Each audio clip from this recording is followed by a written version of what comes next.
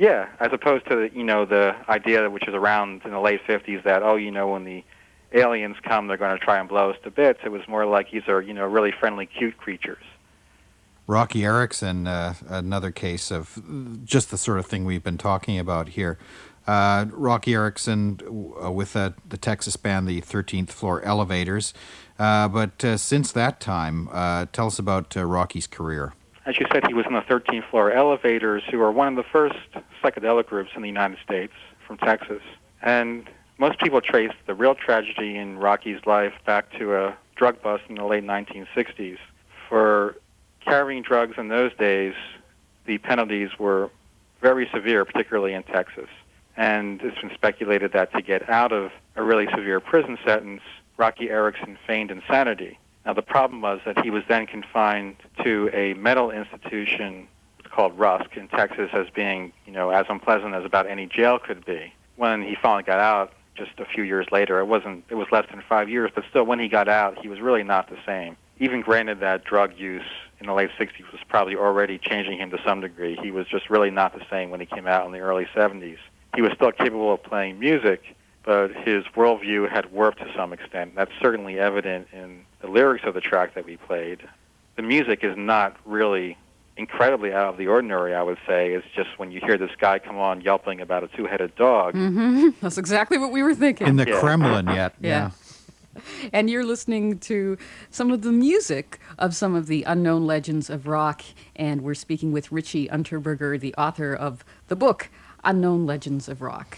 Let's move ahead a little bit to the explosion of 1976, 77, 78, in particular in Britain, and just a huge flourishing of music in those days, and therefore, of course, there were so many bands, and the idea was, in many people's cases, was not to be a star, and so, of course, this is a real luscious section for your book, because there were so many legends that weren't stars at all, and or said they didn't want to be. Said they didn't want to be, and the Raincoats. There's a great story, because well, you tell us about the Raincoats.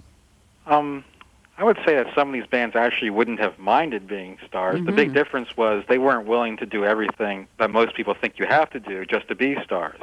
The Raincoats, for instance, weren't going to put on pretty clothes or pose for Fleetwood Mac-type album sleeves. They were going to put on their sweaters with holes in it or whatever. And at that point, I mean, it's only 20 years ago, but it was still a much more radical statement for women to form their own band entirely of women and play their own instruments and play original material and play pretty unconventional material with a pretty explicit feminist slant. Right, and not be dolled up and sexy consciously, right? That's the difference. Right. I mean, they just came on stage, at least the impression I get from talking to Gina Birch and looking at the photos, they came on stage wearing the same things that they just were when they slumped around the house or walked along the street. And they're an example, as are all the people in that chapter, really, of the punk people who got overlooked.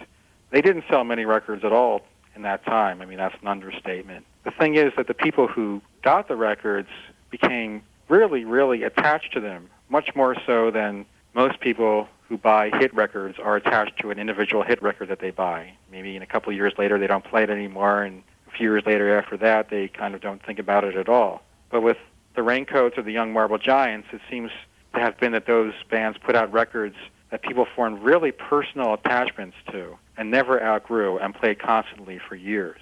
In the Raincoats case, for instance, it turned out that Kurt Cobain and Sonic Youth were really huge fans of the Raincoats, and that's a reason that the band did reunite in the early 1990s. They found out they had these really high-profile fans they would have never suspected. They were completely surprised, weren't they? Yeah. I mean, it's kind of strange. It didn't really surprise me, having read the Underground Press all those years, where you know Sonic Youth is collecting all these obscure records and covering the songs sometimes. But for the Raincoats, who had kind of drifted out of music and kind of out of the whole trendy underground press milieu entirely, it was a surprise. We're going to hear a track by Raincoats and then the aforementioned Young Marble Giants and also X-Ray Specs. But first of all, the Raincoats, three women singing No One's Little Girl. No